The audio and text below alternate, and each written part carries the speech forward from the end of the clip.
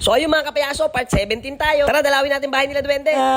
Uy, ano yun? Hala, ano yun? Bakit may dalawa doon? Nadagdagan na may mga kaibigan ko. Dumadami na sila. Ibig sabihin niya, maglilipatan na rin sila dito. Nakita nila siguro kasi maganda yung gawa ko. Tara, lapitan natin. Isang medyo may edad na duwende at isang batang duwende. Nakakatuwa naman, dumadami na sila. Ang dami ko na naman kaibigan, kapayaso. Tingnan nyo, ang galing. Pag ganito daw na parang tumatay, ibig sabihin, swerte daw sa bahay to. Kaya pala dire-diretso yung pasok ng swerte sa akin. Pero kapag tataka, saan galing to mga to? Sigurado ako, pagdating ng alas 12, magiging tao na naman sila na duwende. Total, andito na rin kayo sa bahay ko. Gagawa natin sila ng pwesto. Nakakatuwa naman yung mga kulay nila. Isang kulay red at isang kulay green. Sa tingin nyo, kapayaso, bagay ba sila dito sa pwesto na to? Comment nyo nga. Isa namang like and share dyan para swertehin din kayo. Alam nyo ba, sa lahat na magla-like and share neto, may darating na swerte sa inyo mamaya. Ayaw nyong maniwala, bahala kayo. Tingnan nyo, nakasimangot si duwende sa inyo. Ayaw nyo kasi mag-like and share. Nakakatuwa naman. Dumadami na yung mga duwende sa garden ko. So abang na kayo bukas, kapayaso. Pero panalangin nyo, wag umulan. Grabe, na-amaze ako. Ang dami na nila. Natutuwa din ba kayo at dumadami na sila? Comment nyo nga uli. So ayan yung garden ko, ang daming duwende. Yahoo! At syempre, papakita ko sa inyo yung pinakaswerte ko. Ayan o, tingnan nyo, ang daming pera kaya niyan. Araw-araw tumatay siya ng barya. Diyan kaya ako kumukuha, pambili ng mga itlog. Tingnan nyo yung itsura niya, kapayaso. Parang hirap na hirap siyang tumae.